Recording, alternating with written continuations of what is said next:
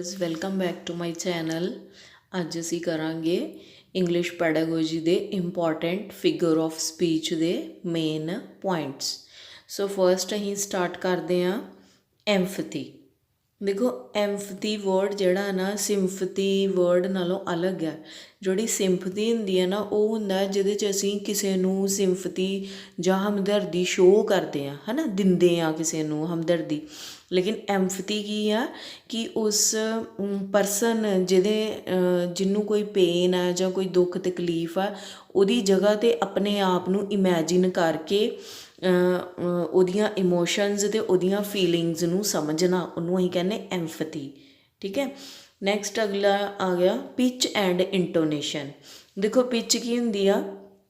Quality of sound. Pitch ਹੁੰਦੀ ਆ quality of sound, ਕਿ ਜਦੋਂ ਅਸੀਂ ਇੰਗਲਿਸ਼ ਲੈਂਗੁਏਜ ਵਿੱਚ ਕਮਿਊਨੀਕੇਟ ਕਰਦੇ ਹਾਂ ਅਤੇ ਜਦੋਂ ਅਸੀਂ ਬੋਲਦੇ ਹਾਂ, ਉਹਨੂੰ ਪ੍ਰਨਾਊਂਸ ਕਰਦੇ ਹਾਂ ਅਤੇ ਅਸੀਂ ਕਿਹੜੀ ਕੁਆਲਿਟੀ ਦੇ ਨਾਲ ਉਹਨੂੰ ਬੋਲਦੇ ਹਾਂ, ਉਹਨੂੰ ਆਪਾਂ ਬੋਲਦੇ ਹਾਂ ਪਿਚ। ਅਤੇ ਇੰਟੋਨੇਸ਼ਨ ਹੁੰਦੀ ਆ ਯੂਜ਼ ਆਫ ਸੂਟੇਬਲ ਪਿਚ। ਜਦੋਂ ਅਸੀਂ ਸਪੋਜ਼ ਕਰੋ ਕੋਈ ਚੈਪਟਰ ਰੀਡ ਕਰਾ ਰਹੇ ਹਾਂ ਜਾਂ ਅਸੀਂ ਕੋਈ ਪੋਇਮ ਦੀ ਰੀਡਿੰਗ ਕਰਾ ਰਹੇ ਹਾਂ, ਕਈ ਵਾਰੀ ਅਸੀਂ ਕਈ ਵਰਡ ਇੱਦਾਂ ਦੇ ਹੁੰਦੇ ਜਿਨ੍ਹਾਂ ਨੂੰ ਅਸੀਂ ਬਹੁਤ ਜ਼ਿਆਦਾ ਉੱਚੀ ਆਵਾਜ਼ ਦੇ ਵਿੱਚ ਬੋਲਦੇ ਹਾਂ। ਫਿਰ ਅਸੀਂ ਬੋਲਦੇ ਬੋਲਦੇ ਥੋੜ੍ਹੀ ਆਪਣੀ ਆਵਾਜ਼ ਸਲੋ ਕਰ ਲੈਂਦੇ ਹਾਂ, ਹੈ ਨਾ, ਜਾਂ ਪਿਚ ਨੂੰ ਇਨਕਰੀਜ਼ ਕਰ ਦਿੰਦੇ ਹਾਂ ਜਾਂ ਫਿਰ ਪਿਚ ਨੂੰ ਹੌਲੀ ਹੌਲੀ ਡਿਕਰੀਜ਼ ਕਰ ਦਿੰਦੇ ਹਾਂ।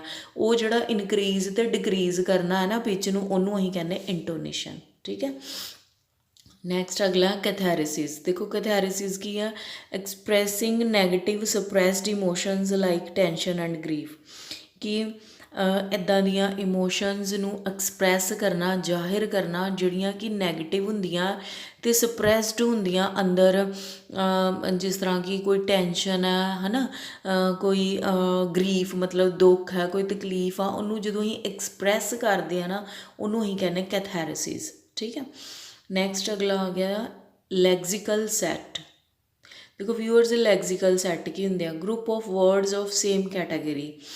ਕੁਛ ਇਸ ਤਰ੍ਹਾਂ ਦੇ ਵਰਡਸ ਜਿਹੜੇ ਕਿ ਇੱਕੋ ਜਿਹੀ ਕੈਟਾਗਰੀ ਨੂੰ ਬਿਲੋਂਗ ਕਰਦੇ, ਜਿੱਦਾਂ for example pen, pencil, sharpener, eraser, ਹੈ ਨਾ। ਇਹ ਸਾਰੀਆਂ ਚੀਜ਼ਾਂ ਜਿਹੜੀਆਂ ਇੱਕੋ ਕੈਟਾਗਰੀ ਦੇ ਨਾਲ ਆਉਣ ਡੀਆਂ। ਲਿਖਣ ਵਾਲਾ ਮਟੀਰੀਅਲ ਹੈ ਸਾਰਾ, ਰਾਈਟਿੰਗ ਦੇ ਵਿੱਚ ਯੂਜ਼ ਹੋਣ ਵਾਲਾ ਮਟੀਰੀਅਲ ਹੈ। ਸਿਮਿਲਰਲੀ ਕੋਈ ਹੋਰ ਐਗਜ਼ਾਮਪਲ ਲਾ ਲਓ, ਜਿਸ ਤਰ੍ਹਾਂ ਲਾਇਰ ਦੀ ਗੱਲ ਕਰ ਲਈਏ, ਵਕੀਲ ਹੁੰਦੇ ਜਿਹੜੇ, ਹੈ ਨਾ, ਲਾਇਰ, ਉਹਦੇ ਨਾਲ ਰਿਲੇਟਿਡ ਟਰਮਸ ਜੱਜ, ਕੋਰਟ, ਅਮੈਂਡਮੈਂਟਸ, ਇੱਦਾਂ ਦੀਆਂ ਜਿਹੜੀਆਂ ਸ਼ਬਦ ਜਿਹੜੇ ਇੱਕੋ ਹੀ ਕੈਟਾਗਰੀ ਨੂੰ ਬਿਲੋਂਗ ਕਰਦੇ ਆ, ਉਹਨਾਂ ਨੂੰ ਅਸੀਂ ਕਹਿੰਦੇ ਹਾਂ ਲੈਗਜ਼ੀਕਲ ਸੈਟਸ। ਦੇਖੋ ਵਿਊਅਰਸ, ਪੇਪਰ ਜਿਹੜਾ ਆ ਤੁਹਾਨੂੰ ਪਤਾ ਸਾਰਿਆਂ ਨੂੰ ਕਿ ਆਪਣਾ MCQ ਟਾਈਪ ਆਉਣਾ। ਠੀਕ ਹੈ। ਇਸ ਕਰਕੇ ਮੈਂ ਜਿਹੜੀਆਂ ਇੰਪੋਰਟੈਂਟ ਟਰਮਸ ਲਿਖੀਆਂ ਨਾ, ਮੈਂ ਇਹਨਾਂ ਦੀ ਕੋਈ ਬੜੀ ਲੰਬੀ ਚੌੜੀ ਵਧਾ ਚੜ੍ਹਾ ਕੇ ਡੈਫੀਨੇਸ਼ਨ ਨਹੀਂ ਹੈ ਦਿੱਤੀ ਹੈਗੀ, ਜਿੱਦਾਂ ਕਿ ਸਾਡੀਆਂ ਬੁੱਕਸ ਦੇ ਵਿੱਚ ਦਿੱਤੀ ਹੋਈ ਹੈ। ਠੀਕ ਹੈ। ਮੈਂ ਜਸਟ ਈਜ਼ੀ ਪੁਆਇੰਟਸ ਲਿਖੇ ਆ ਜਿਹੜੇ ਕਿ ਤੁਹਾਨੂੰ ਈਜ਼ੀ ਟੂ ਰਿਮੈਂਬਰ ਰਹਿਣ, ਜਿਨ੍ਹਾਂ ਨੂੰ ਤੁਹਾਨੂੰ ਯਾਦ ਰੱਖਣਾ ਜਿਹੜਾ ਸੌਖਾ ਰਹੇ। ਬਸ ਮੇਨ ਮੈਂ ਪੁਆਇੰਟ ਲਿਖਿਆ, ਬਸ ਤੁਸੀਂ ਇਹ ਮੇਨ ਪੁਆਇੰਟ ਜਿਹੜੇ ਆ ਉਹ ਆਪਣੇ ਦਿਮਾਗ 'ਚ ਰੱਖ ਲਓ ਕਿ ਇਹ ਪੁਆਇੰਟ ਦਾ ਇਹ ਮਤਲਬ, ਇਹ ਪੁਆਇੰਟ ਦਾ। ਇਹਦੇ ਵਿੱਚੋਂ ਹੀ ਜਿਹੜੇ ਆ ਆਪਸ਼ਨਸ ਬਣ ਕੇ ਤੁਹਾਨੂੰ ਜਿਹੜੇ ਪੇਪਰ ਦੇ ਵਿੱਚ ਇੰਗਲਿਸ਼ ਪੈਡਾਗੋਜੀ ਦੇ ਕੁਐਸਚਨ ਜਿਹੜੇ ਆ ਉਹ ਆਉਣੇ ਆ। ਠੀਕ ਹੈ। ਨੈਕਸਟ ਅੱਗੇ ਆ ਗਿਆ ਡਾਇਲੈਕਟ। ਦੇਖੋ ਡਾਇਲੈਕਟ ਕੀ ਹੁੰਦਾ? Variety in language due to society or region. Variety of language ਦਾ ਮਤਲਬ, ਜਿੱਦਾਂ ਸਪੋਜ਼ ਕਰੋ ਹੁਣ ਮੈਂ ਮਾਝੇ ਆਪਣੇ ਪੰਜਾਬ ਵਿੱਚ ਰਹਿੰਦੀ ਹਾਂ, ਮੇਰਾ ਜਿਹੜਾ ਇਲਾਕਾ ਮਾਝਾ ਆ, ਹੈ ਨਾ, ਸਾਡੀ ਜਿਹੜੀ ਬੋਲੀ ਆ ਮਾਝੀ ਆ। ਜਿੱਦਾਂ ਦੁਆਬੇ 'ਚ ਰਹਿਣ ਵਾਲੇ ਲੋਕਾਂ ਦੀ ਬੋਲੀ ਦੁਆਬੀ ਆ ਜਾਂ ਮਲਵਈ ਆ। ਅਤੇ ਡਾਇਲੈਕਟ ਵੀ ਸੇਮ ਇਸੇ ਤਰੀਕੇ ਨਾਲ ਇੰਗਲਿਸ਼ ਦੇ ਵਿੱਚ, ਜਦੋਂ ਇੰਗਲਿਸ਼ ਲੈਂਗੁਏਜ ਦੇ ਵਿੱਚ ਵਰਾਇਟੀ ਆਫ ਲੈਂਗੁਏਜ ਮਿਲਦੀ ਹੈ ਡਿਊ ਟੂ ਸੋਸਾਇਟੀ, ਕਿਸੇ ਧਰਮ ਦੇ ਕਰਕੇ, ਸੋਸਾਇਟੀ ਦੇ ਕਰਕੇ, ਜਾਂ ਫਿਰ ਕਹਿ ਲਓ ਕਿਸੇ ਰੀਜਨ ਪਰਟੀਕੂਲਰ ਏਰੀਏ ਦੇ ਕਰਕੇ, ਜਿਹੜੀ ਆ ਲੈਂਗੁਏਜ ਵਿੱਚ ਥੋੜ੍ਹਾ ਡਿਫਰੈਂਸ ਆਉਂਦਾ ਜਾਂਦਾ, ਉਹਨੂੰ ਅਸੀਂ ਕਹਿੰਦੇ ਹਾਂ ਇੰਗਲਿਸ਼ ਦੇ ਵਿੱਚ ਡਾਇਲੈਕਟ। ਅਤੇ ਐਗਜ਼ਾਮਪਲ ਯਾਦ ਰੱਖਣ ਲਈ ਵੀ ਜਿੱਦਾਂ ਸਾਡੇ ਪੰਜਾਬ ਦੇ ਵਿੱਚ ਅਲੱਗ ਬੋਲੀ ਮਾਝੀ, ਮਲਵਈ, ਦੁਆਬੀ, ਹੈ ਨਾ, ਬਹੁਤ ਸਾਰੀਆਂ ਲੈਂਗੁਏਜ ਆ, ਉਹਨਾਂ ਨੂੰ ਹੀ ਅਸੀਂ ਡਾਇਲੈਕਟ ਬੋਲਦੇ ਹਾਂ। ਠੀਕ ਹੈ। ਨੈਕਸਟ ਅਗਲਾ ਆ ਗਿਆ ਮੈਟਾਫੋਰ। ਦੇਖੋ ਮੈਟਾਫੋਰ ਕਰਨ ਤੋਂ ਪਹਿਲਾਂ ਨਾ ਸਾਨੂੰ ਐਵ ਸਿਮਲੀ ਵੀ ਕਰਨਾ ਜਿਹੜਾ ਜ਼ਰੂਰੀ ਹੈ, ਫਿਰ ਸਮਝ ਲੱਗਣਾ। ਇਹਨੂੰ ਅਸੀਂ ਬਾਅਦ 'ਚ ਕਰਦੇ ਹਾਂ। ਨੈਕਸਟ ਅਸੀਂ ਪਹਿਲੇ ਕਰਦੇ ਹਾਂ ਡਿਕਸ਼ਨ। देखो डिक्शन की है कहता चॉइस ऑफ वर्ड्स जो कोई राइटर ਜਾਂ कह लो कोई ऑथर ਜਾਂ कोई बोलन वाला ਜਿਹੜਾ स्पीकर आ अपने ਐਕਸਪ੍ਰੈਸ਼ਨਸ ਨੂੰ ਸ਼ੋਅ ਕਰਦਾ ਹੈ ਨਾ ਜਾਂ ਕੋਈ ਬੁੱਕ ਲਿਖਦਾ ਉਹਦੇ ਵਿੱਚ ਉਹਨੂੰ ਫਰੀडम ਹੁੰਦਾ ਕਿ ਉਹ ਕੋਈ ਵੀ ਵਰਡ ਯੂਜ਼ ਕਰ ਸਕਦਾ ਜਿਸ ਤਰ੍ਹਾਂ ਦੇਖੋ ਉਹਦੀ ਆਥਰ ਦੀ ਮਰਜ਼ੀ ਆ ਕਿ ਉਹ ਕੀ ਯੂਜ਼ ਕਰਦਾ ਹੈਲੋ ਵਰਡ ਯੂਜ਼ ਕਰਦਾ ਹਾਈ ਯੂਜ਼ ਕਰਦਾ ਹੇ ਵਟਸਐਪ है ना ये मतलब कुछ चॉइस ऑफ वर्ड्स होंगे स्पीकर ਜਾਂ ऑथर ਲਈ ਜਿਨ੍ਹਾਂ ਨੂੰ ਉਹ ਆਪਣੀ ਮਰਜ਼ੀ ਦੇ ਅਕੋਰਡਿੰਗਲੀ ਯੂਜ਼ ਕਰ ਸਕਦਾ ਇਸ ਤਰ੍ਹਾਂ ਦੇ ਜਿਹੜੇ ਵਰਡਸ ਆ ਸਿਮਿਲਰ ਮੀਨਿੰਗ ਵਾਲੇ ਉਹਨਾਂ ਨੂੰ ਅਸੀਂ ਕਹਿ ਦਿੰਦੇ ਹਾਂ ਡਿਕਸ਼ਨ ਠੀਕ ਹੈ ਜਿਨ੍ਹਾਂ ਨੂੰ ਇਸਤੇਮਾਲ ਕਰਨ ਲਈ ਸਪੀਕਰ ਜਾਂ ਆਥਰ ਨੂੰ ਫਰੀडम ਹੁੰਦਾ ਕਿ ਉਹ ਆਪਣੀ ਮਰਜ਼ੀ ਦੇ ਨਾਲ ਇਹ ਵਰਡ ਆਪਣੀ ਬੁੱਕ ਦੇ ਵਿੱਚ ਲਿਖ ਸਕਦਾ ਨੈਕਸਟ ਅਗਲਾ ਮਿਨੀਮਲ ਪੇਅਰ मिनीमल पेयर की है हुण देखो कहता words that differ in one phonic element the rest is same कि कहता कि जोड़ा फस्ट लैटर है ना बस वो डिफरेंट होएगा तो बाकी साउंड तो बाकी वर्ड्स सेम होणगे देखो एग्जाम्पल बैट तो पैट है ना पहले च बी आ रहा दूसरे च पी आ रहा बाकी पिछे ईटी आ साउंड भी सेम आन डी बैट पैट इन्हों ही कहने मिनीमल पेयर फॉर एग्जाम्पल देखो दूसरी बिन पिन बी डिफरेंट है तो पी डिफरेंट है तो पिछे इन इन्नी आ बिन पिन इस तरह के जोड़े वर्ड्स आ जिन्हों का जोड़ा फस्ट लैटर डिफरेंट होंगे बाकी पिछले सेम होंगे तो उन्होंने जोड़ी साउंड है वह भी सेम आती है उन्होंने कहने मिनीमल पेयर हूँ देखो व्यूअर्स यह क्वेश्चन किस तरह आएगा तू उन्होंने ना एग्जाम्पल दे देनी है इस तरह के कुछ वर्ड बना के है ना बैट पैट बिन पिन ਜਾਂ ਵਿੱਚ कोई होर ऑप्शनस दे देंगे तो कहणगे मिनीमल पेयर फाइंड करो है ना तो इस तरीके नाल अगर तुहानूं मीनिंग क्लीयर होएगा तो फिर ही ऑप्शन नूं टिक लगा के आओगे तो तुक्का लगाना तो हर जगह तो सही नहीं बैठता है ना इस करके इन्हों लर्न करना बहुत ही जरूरी है इसी तरह नाल आ जिहड़ा असीं कीता लैक्सीकल सैट इहदी भी एग्जाम्पल कोई भी इस तरह दी रिलेटिड टर्म्स दे के कहणगे दसो इन्हां ऑप्शन विचों लैक्सीकल सैट किहड़ा ते सानूं समझ होनी चाहिए पहले कि लैक्सीकल सैट हुंदा की आ वो वर्ड्स जिन्हां दी इक्को जी कैटागरी हुंदी है ठीक है नैक्सट देखो अगला आ गया मॉर्फोलॉजी ऐसा ही क्वेश्चन आएगा डेफिनेशन की तरह कि मॉर्फोलॉजी की होंगी है थले 3-4 सेंटेंस दिते होंगे तो तुम एग्जैक्ट डेफिनेशन चूज़ करनी वैसे ये डेफिनेशन बहुत लंबी है बुक दे विच पर असीं किहड़ा थ्योरी का पेपर देना है ना असीं तो सिर्फ आइडेंटिटी रखनी आ कि साडी ऑप्शन जिहड़ी सही हो जाए इस करके मैं सिर्फ शॉर्ट दे विच तुहानूं इत्थे मीनिंग दस्से होए आ मॉर्फोलॉजी दे विच आपां लिख दांगे फॉर्मेशन ऑफ वर्ड्स ठीक है मॉर्फोलॉजी की हुंदी आ जिंदा जिस स्टडी दे विच जिहड़ी आ वर्ड्स किस तरह बनाए जाते हैं उन्होंने पढ़िया जाता उन्होंने ही कहने मॉर्फोलॉजी फॉर्मेशन ऑफ वर्ड्स आ सकता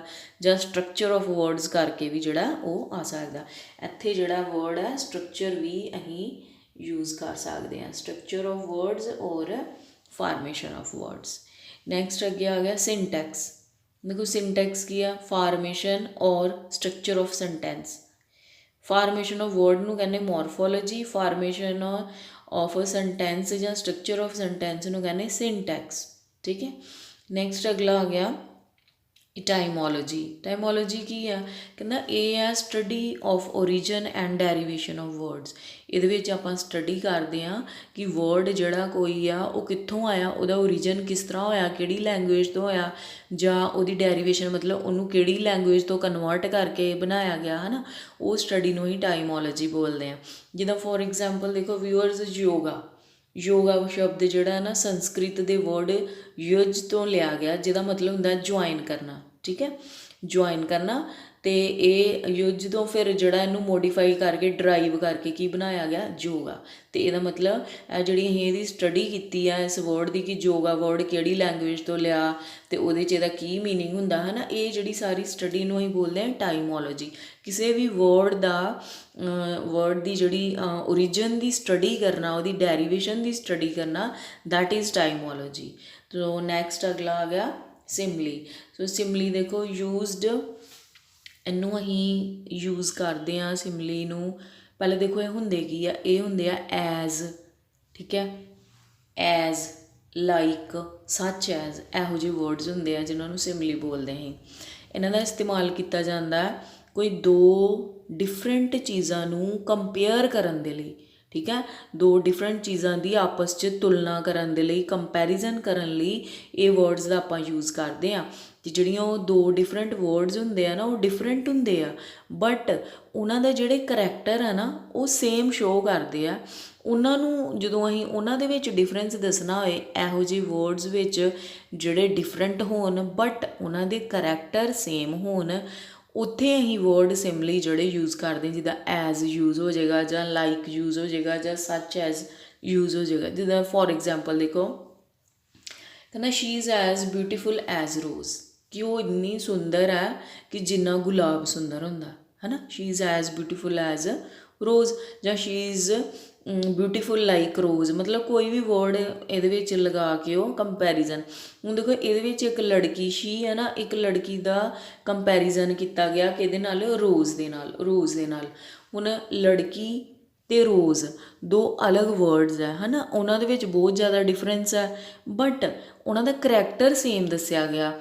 ਕਰੈਕਟਰ ਕੀ ਦੱਸਿਆ ਗਿਆ ਬਿਊਟੀਫੁਲ। ਉਹਨਾਂ ਨੇ ਦੱਸਿਆ ਕਿ ਲੜਕੀ ਵੀ ਬਿਊਟੀਫੁਲ ਹੈ ਅਤੇ ਰੋਜ਼ ਵੀ ਬਿਊਟੀਫੁਲ ਹੁੰਦਾ ਮਤਲਬ ਕਿ ਉਹ ਇੰਨੀ ਸੁੰਦਰ ਹੈ ਜਿਸ ਤਰ੍ਹਾਂ ਕਿ ਰੋਜ਼।